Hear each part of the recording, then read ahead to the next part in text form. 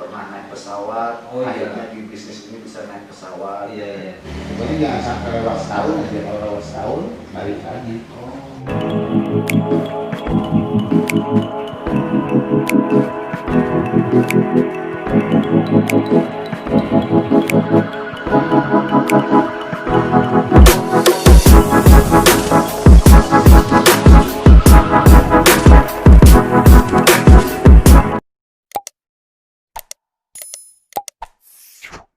Denny Jo di sini Joker, selamat datang kembali di Galeri Denny Jo.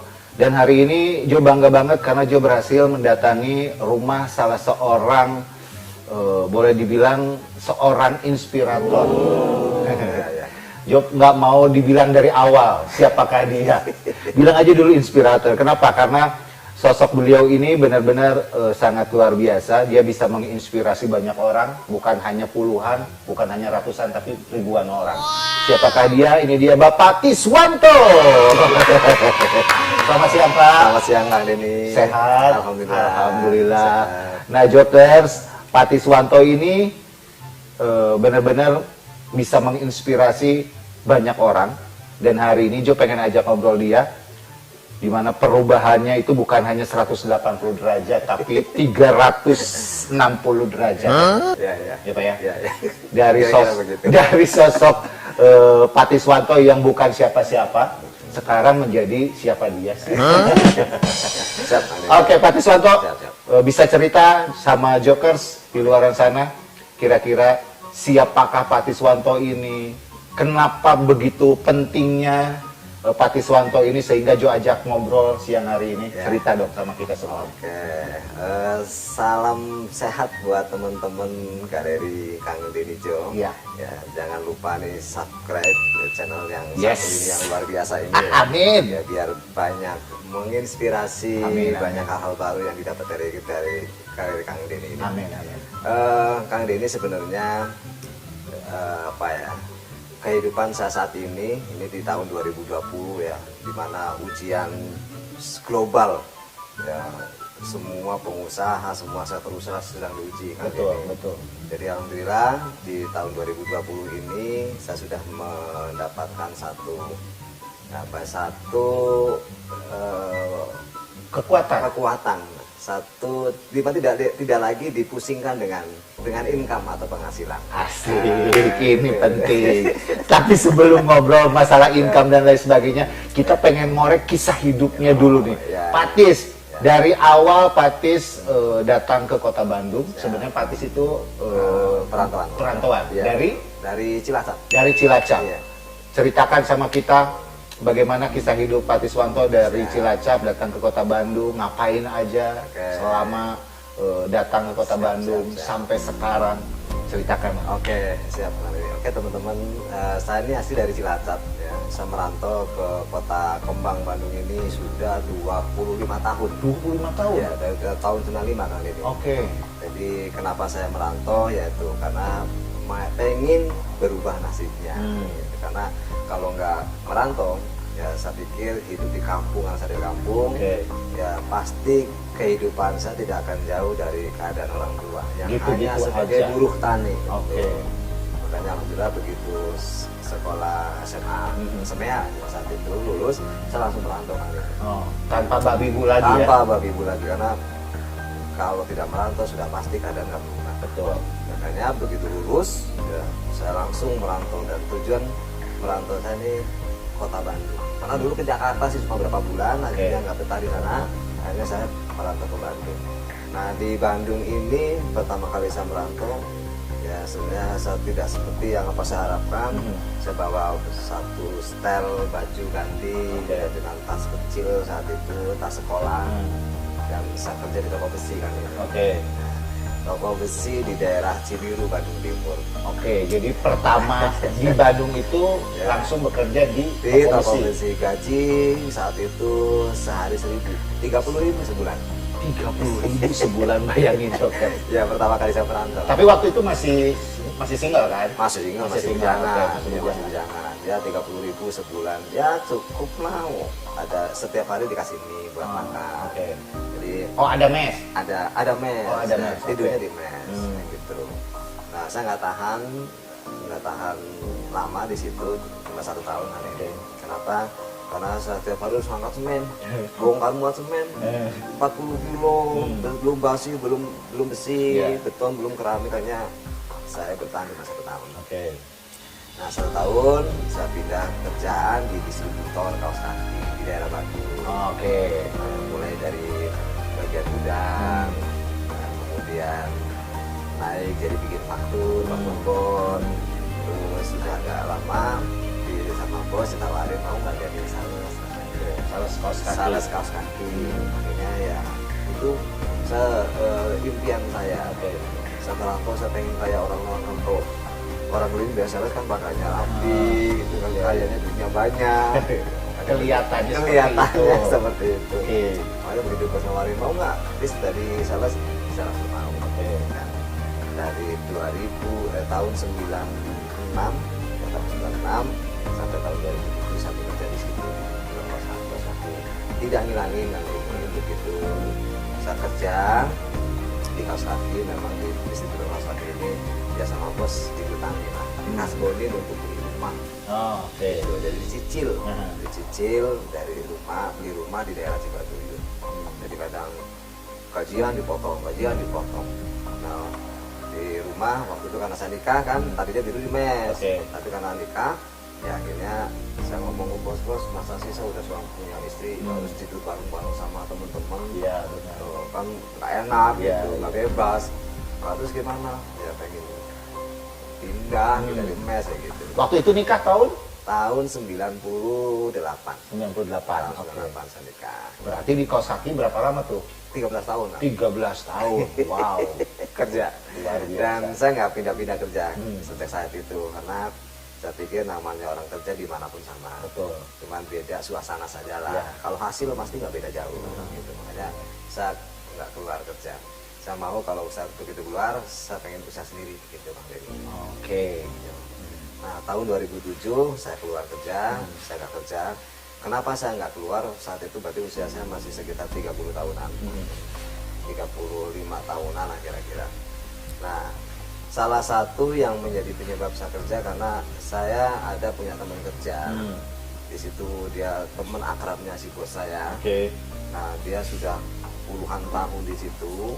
Ya mulai dari bos merintis, karena bos saya itu perantauan juga. Orang perantauan dari Tanjung Pinang.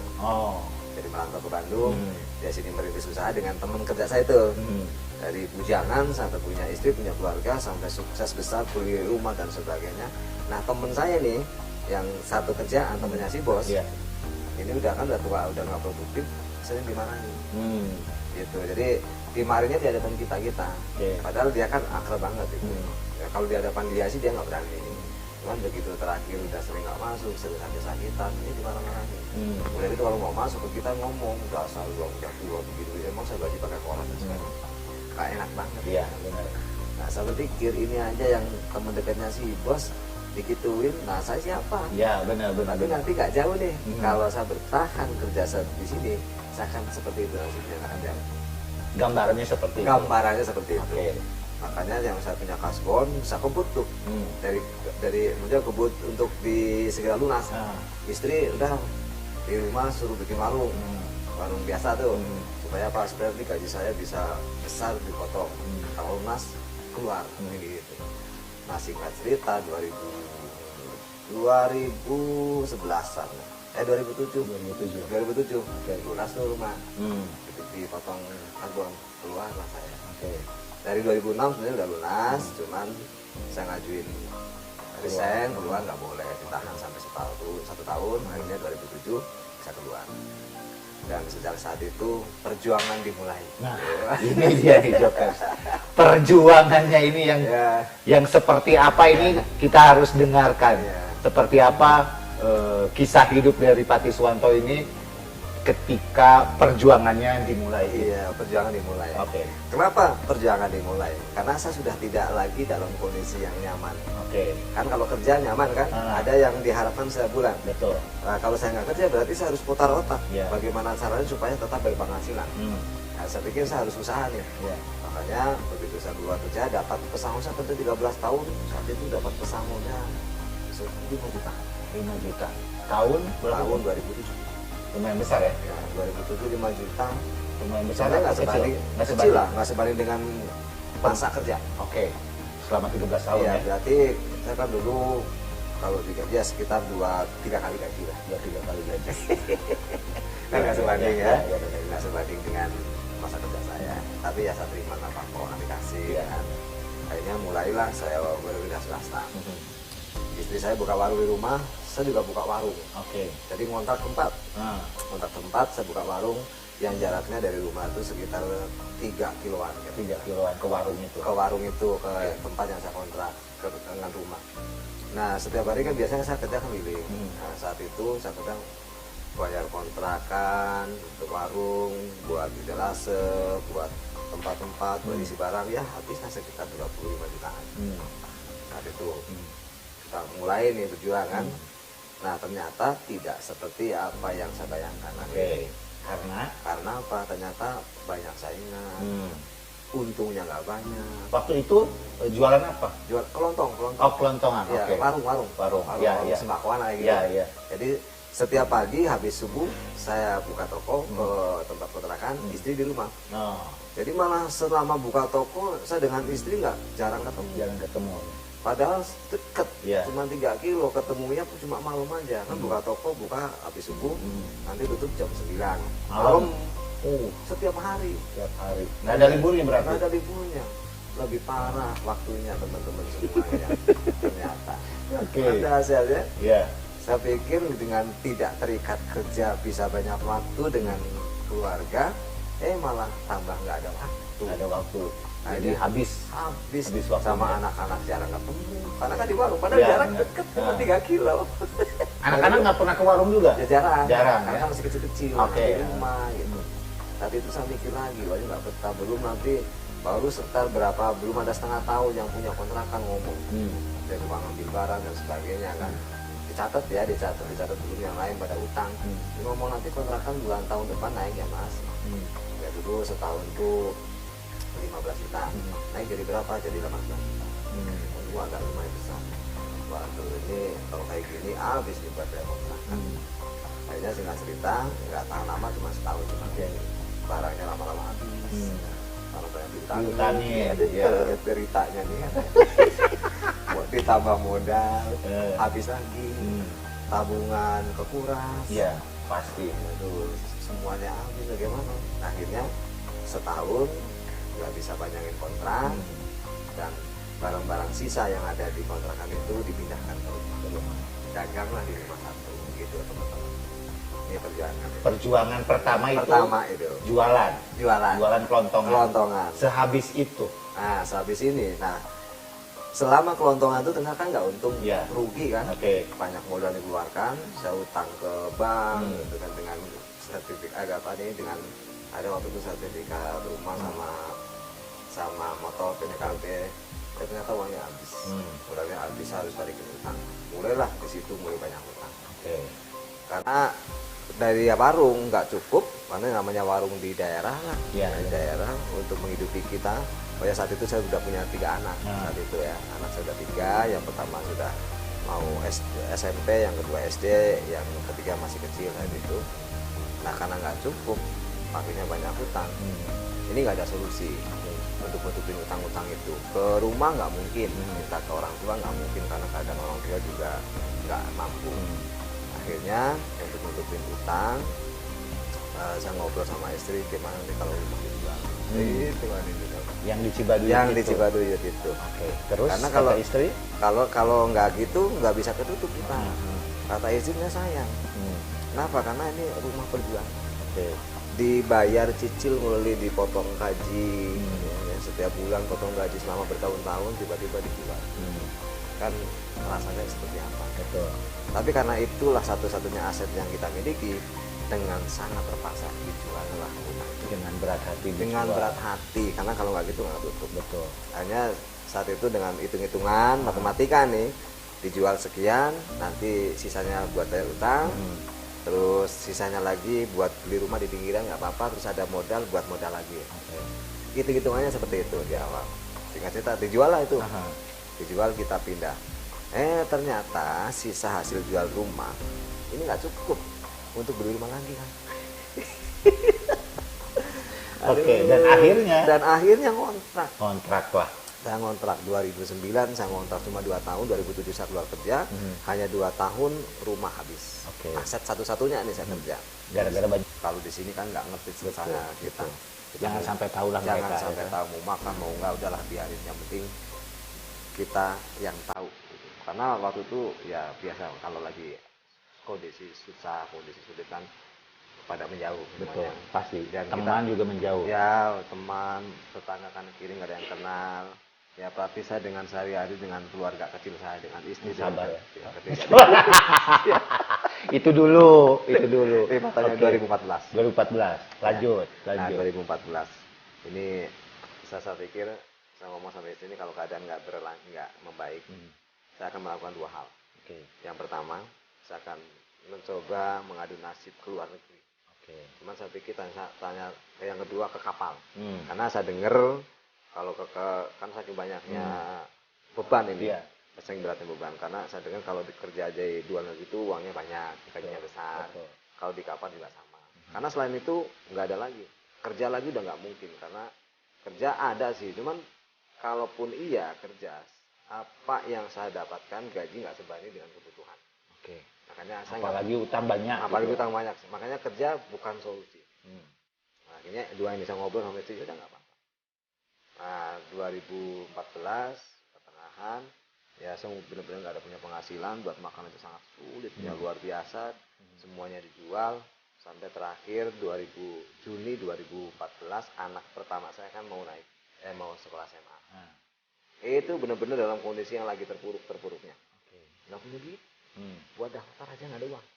Jadi Jokers bayangin seorang Tiswanto di tengah keterpurukannya, anaknya mau masuk Sekolah SMK itu nggak ada duit, nyaris nggak sekolah. nyaris nggak sekolah. Nyaris nggak sekolah. Bagaimana perasaan Pak Tiswanto waktu itu? Dahsyat. Saya pikir gini, bapak saya hidup di kampung, bisa menyekolahkan saya sampai SMA tingkatan.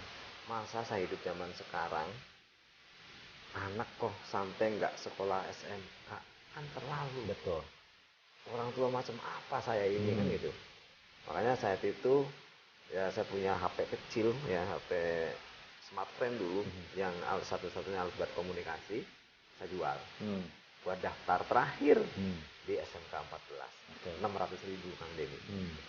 Akhirnya singkat cerita bisa lah, padahal waktu itu kan ambil ada keringanan bisa dicicil gitu untuk bayaran sekolah. Yang penting 600.000 buat daftar. SMK 14 tuh yang di Cijawuras ini. Oh iya, berarti sama Boris juga di situ. Oh iya, Iya. di SMK 14 di situ. Ya. Oh, kamu 10. Ya. Oh, oke. Lanjut, Pak. Ya, oke. Nah, ini cerita lah. Nah, ini belum berlanjut, Pak. Saya masih keadaan masih sangat susah. Belum berakhir berarti. Belum berakhir. Oke. Ini belum berakhir dan saya bingung, Tuhan ini mau apakan saya dengan keluarga. Ya. Nah, anak kan sekolah. Nah, kalau tiap hari buat bekal, istri saya bikin makanan dadar gulung, bikin makanan kadang kue, nanti dijual. Untungnya istri pinter ya. Ya, ya sebisa-bisa. Oke. Rasanya nggak tahu enak, nggak tahu enggak, saya nggak ngerti. Yang penting ada bentuk. Oke. Dijual sama anak saya. Jadi anak saya itu kalau berangkat pagi, kalau berangkat sekolah dia bawa makanan. Jajan untuk dijual ke teman-temannya, ke guru-gurunya kayak gitu. Itu bekalnya. Dan yang paling menyedihkan buat saya kan kalau anak SMA itu ada masa-masa MOS ya. Iya. Masa-masa pengenalan murid baru, siswa baru. Kalau masih masa-masa itu kan masih pakai seragam. Iya. SMP kan? Iya. Begitu mulai pelajaran kan seragamnya ganti jadi abu-abu betul. Anak saya itu saat itu nggak mau ngomong. Saya nggak ngerti nih, nggak ngerti. Saya pikir masih pakai, bolehlah pakai SMP kan masih dalam masa MOS. Ternyata suatu hari dia ngomong ke saya, Pak, itu sorry, minum. Nggak apa-apa, lanjutkan saja. Memang Jokers, kisah-kisah seperti ini tuh kadang-kadang membuat kita juga jadi apa ya? Saya dulu pernah dengar cerita ini dan saya juga sama pernah sedih dengar cerita ini. Jadi ketika Patis ceritakan lagi, pasti ini membuat kita juga jadi ke bawah. Ya sebenarnya saya nggak mau ngulang masa-masa itu. Iya. Cuman dia bilang, Pak, itu teman-teman olah ya kan, udah pada pakai seragam abu-abu.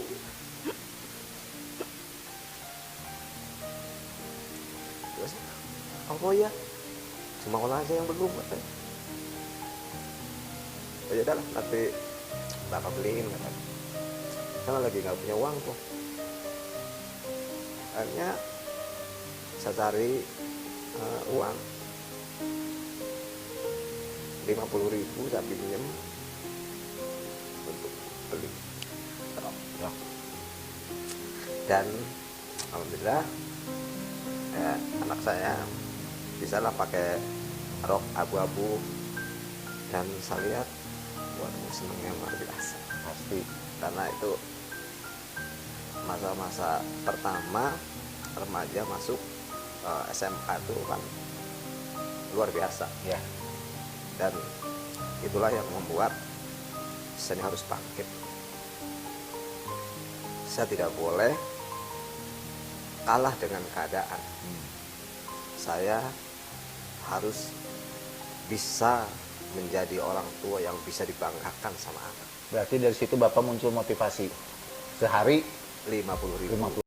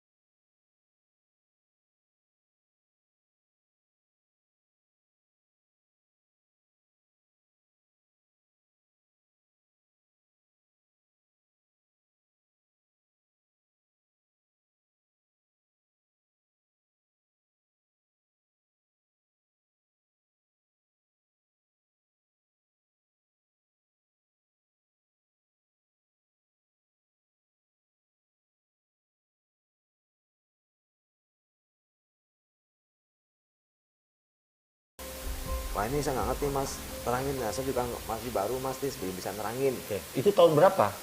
Agustus, Agustus 2014. 2014. Agustus Oh, 2014. oke. Iya, iya. Agustus 2014 akhir. Nah akhirnya saya tanya, terus ini kantornya di mana? Oh di Buah Batu nomor 60 gitu. Nah, akhirnya ya udahlah saya datang paginya, udah besok saya untuk pengen lebih jelas saya datang aja ke kantornya mas. Oh ya udah nggak apa-apa, besok kita ketemu aja di sana. Nah, singkat cerita datanglah pagi esok harinya ke kantor itu. Saya sambil keliling jualan mesin, saya mampir dan saya dengarin informasi itu dari orang yang memang sudah bisa menjelaskan, dan ternyata wah, ternyata bisnisnya aneh. Kenapa aneh? Bisnisnya kok menabung. Dulu nggak kepikiran gitu ya. Gila.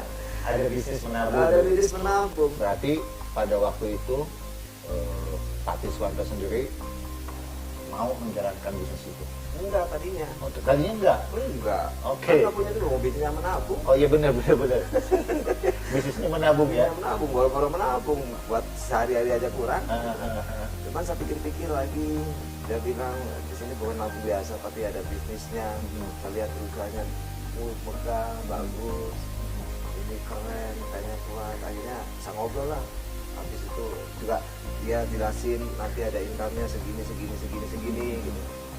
Ya setelah dijelasin income-nya, kebayang wah kayaknya ini kalau iya saya bisa seperti ini, selesailah masalah kesulitan saya. Saat itu cuma yang berpikir saya menabung. Yang mau saya pulang saat itu setelah dipresentasikan tentang informasi itu, saya juga nggak konsen. Oke. Kelilingnya kepikiran yang Hasilnya itu kepikiran ya. kepikiran, bukan kepikiran menabungnya tapi kepikiran hasilnya. Oke. Karena Ini bisa memutus rantai kemiskinan. katanya gitu ya, karena kalau kan di situ ada kalau mau jalanin serius bisnisnya masih bisa punya penghasilan puluhan juta bahkan ratusan juta setiap Betul, bulan betul, katanya. betul. Itu yang kebanyakan ini.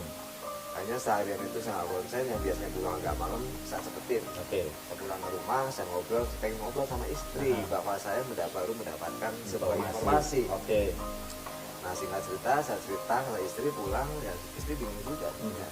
Cuman sebagai istri, ya sudah lah kalau memang bisa dilakukan, bisa dikerjakan, ya saya sebagai istri hanya bisa mendoakan.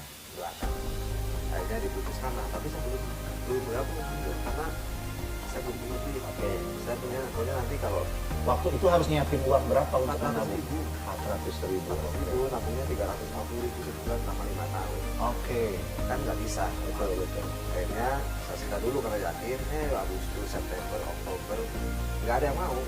Saya ceritain. Saya juga belum bergabung juga. Iya, sih. iya, iya. Pertama itu saya belum bergabung, tapi sudah yakin bahwa ini perusahaannya besar. Pokoknya cerita aja dulu gitu. Cerita aja dulu, cerita aja dulu. Terakhir pas saya mau putus asa, ya di akhir Oktober dalam 1 minggu itu ada 5 orang. Alhamdulillah 3 bulan. 3 bulan. 3 bulan. Akhirnya saat itu udah ngasih uangnya dan saya pas giliran ada orang yang 9 orang, ya 5 orang itu masing-masing dia ngajak, ada temennya, ada suaminya, ada pasangannya. Saya udah punya uang 400.000. Bingung kan? Saya cuma punya uang 200.000 untuk daftar di bisnis itu. Nah akhirnya ya bisa pinjam uang yang 200.000. Bergabunglah saya di bisnis ini dari Oktober 2014. Oktober 2014. Ya, tanggal 27. Oke. Begitu join di bisnis ini langsung jalan atau tidak? Ya, enggak Ya, juga. Enggak juga. Ini kan dari Agustus, September, Oktober sampai jualan telur asin kan saya cerita. Penolakan banyak banget. Betul. Saya nyari berhenti. Iya. Hampir berhenti. Oktober dapat 5 orang yang nasabah itu yang mau menabung. Akhirnya saya dapat hitungannya berarti hitungannya saya dapat bonus 800 ribuan. Oke. Nah bulan depannya berarti kan saya nggak harus ngeluarin uang Wah. kantong pribadi Buat karena nabungnya tadi ya. ini udah Iya. ada orang nih dapat bonus. Nah di bulan kedua saya dapat bonus 800 ribu, sisa 200 buat bayar utang, 350 buat nabung buat utang, yang sisanya ya buat kantong. Buat ada sisa dikit buat daftarin istri. Oke. Saat itu. Nah singkat cerita Kang Denny, ya karena saya yakin dengan perusahaannya, saya yakin dengan produknya, saya yakin dengan sistemnya di perusahaan ini, di bisnis yang baru ini, saya akan kerjakan satu bulan terakhir. Tapi tetap telur asinnya masih tetap jalan. Masih. Nah Jokers, jadi Pak Tiswanto ini selama mengikuti bisnis ini dia juga masih tetap menjalankan jualan telur asin Masih ada keliling ya. kantor ya, ke kantor saya bawa. Oke. Malah di situ kalau ada orang saya jualin di situ. Yang tadinya keluar warteg, kalau pas ada acara di situ saya jual di situ. Oke. Kan jadi berkurang. Betul, betul. Pada beli gitu. Nah, singkat cerita saya kerjakan selama setahun, ya setahun, pas 1 tahun, jadi Oktober 2015, dari bisnis ini saya dapat bonus 5 juta. Setiap bulan. Jadi setahun beliau bisa dapat bonus setiap bulan 5 juta. 5 Luar biasa. Berarti udah semakin terbantu lah Iya, ya. terbantu banget. Oke. Banget. Nah, saat itu saya udah lagi nggak jual terakhir. Nah. Saya mau fokus lah di sini. Oke, dari sejak mendapatkan bonus 5 juta, maka berhenti jualan telur asin. Saya fokus. Oke, baik telur asin, kemudian fokus di bisnis Bisnis ini. yang baru ini, bisnis menabung. Oke, lanjut. Nah, begitu saya fokus, 6 bulan kemudian, ya berarti tadi Oktober 2015, April 2016, saya dapat bonus 12 juta Sebulan. sebulan. Nah, iya. Dari 5 juta ke 12 juta. Ke 12 juta, begitu saya fokus 6 bulan kemudian, itu setiap bulan 12 juta, 11 juta, 12 juta, kadang 13 juta, setiap bulan sampai di bulan November 2016. Dan Desember 2016 dari bisnis ini saya dapat bonus kira sekitar 30 juta Per bulan. per bulan. Jadi bayangin juga sih. Dari tadinya dia hanya penjual telur asin keliling yang hanya punya keuntungan maksimal 50.000 setiap hari. Sekarang setiap bulan sudah sampai di 30 30 juta di Desember 2016. 2016. Ya, Oke. pas 2 tahun saya menjalankan. Dari menjalankan bisnis itu peningkatan kehidupannya apa yang signifikan yang berubah? Yes, luar biasa. Dari situ keyakinan saya, kepedean saya, utang diri diberi bayar. Oke. Dan ya kemudian, waduh, pokoknya munculnya luar biasa lah kepedean, keyakinan. Saya tidak mau ingat masa lalu. Lalu saya jadi punya keyakinan bahwa siapapun yang mau berubah nasibnya benar-benar bisa berubah. Yang tadinya tidak mungkin bisa menjadi mungkin, yang tadinya mustahil bisa menjadi pasti bisa. Terbukti kenapa? Karena saya serius menjalankan bisnis pengatur ini. Ya, ini 2 bulan saya serius bisa punya penghasilan rata-rata setiap bulan di 30 juta. Luar biasa Joker. Jadi ketika kita punya rasa optimis pasti bisa berubah, itu maka terjadi. Ya, menurut Kang Denny penghasilan 30 juta tahun 2016 besar nggak sih? Besar banget satu Pak. Besar banget kali. Oke, dari 30 juta kemudian 30 juta saya serius semakin semangat ya, semakin semangat, kemudian semakin meyakini. Akhirnya 2018 saya punya penghasilan rata-rata itu 40 juta setiap bulan. 40 juta. Ya, Oke. 40 juta. Dan istri dari bisnis yang sama juga saat itu di 2018 rata-rata 10 juta. Berarti berdua bisa 50 juta. Berdua bisa 50 juta. Apa yang Bapak bisa Akhirnya, beli? Yang saya bisa beli, yang tadinya rumah kontrak Oke. 2018, saya bisa beli rumah di sini yang saat ini sedang ditempati. Nah, nanti kita akan lihat ya kondisi rumahnya seperti apa yang berhasil dibeli. di sini. Kemudian? Kemudian bisa beli kendaraan Oke. roda 4 yang dulunya nggak mungkin. Bisa beli kendaraan roda 4. Nah, Oke. nanti kendaraan seperti apa? Nanti kita lihat lagi. Terus- Kita perlihatkan kepada Jokers ya. Ya. Terus bisa menguliahkan anak. Ini yang luar biasa. Jadi kesedihan-kesedihan yang tadi tercipta udah berubah. Udah berubah. Udah berubah. 5 saya nggak mau menang, tapi itulah perjalanan itu. Iya, iya, iya. Nah, anak saya sekarang sudah semester ke-7, 1 semester lagi sudah mau selesai kuliahnya di sebuah perguruan tinggi swasta di Bandung ya. Ya cukup lumayan lah gitu. Kendaraan bukan hanya satu kan? Kendaraan bukan hanya satu. Ada berapa kendaraan? Ya cuma 2. Cuma 2 loh Jokers. Nanti kita perlihatkan sama Jokers ya, perubahannya seperti apa. Jadi ketika kita berbicara perubahan hidup, asal kita ada keinginan dan ada niat serta kerja keras yang luar biasa, itu pasti bisa terjadi. Dan saat ini saya dengan istri Kang Denny, alhamdulillah tidak pernah kurang dari. Mudah-mudahan terus sampai Amin. Crown Agency. Amin, 2 tahap lagi. 2 tahap lagi Jokers. Jadi setelah Platinum, Titanium, baru Crown Agency. Income-nya 200 juta setiap bulan. Minimal 200 juta. Minimal tuh 200 juta. Jadi bayangin. Jadi kalau misalnya Jokers mau mencoba di bisnis ini, silakan. Boleh ya? Boleh banget. Boleh bergabung dengan Pak Tiswanto Boleh. atau boleh bergabung dengan Denny Jo. Asik. Oke, terima kasih sekali lagi. Jangan lupa untuk terus saksikan Galeri Denny Jo setiap hari Senin, Rabu, dan Sabtu jam 1 siang. Dan jangan lupa juga untuk terus subscribe, like, share, and comment. Denny Jo pamit. Tiswanto pamit. Wassalamualaikum warahmatullahi wabarakatuh.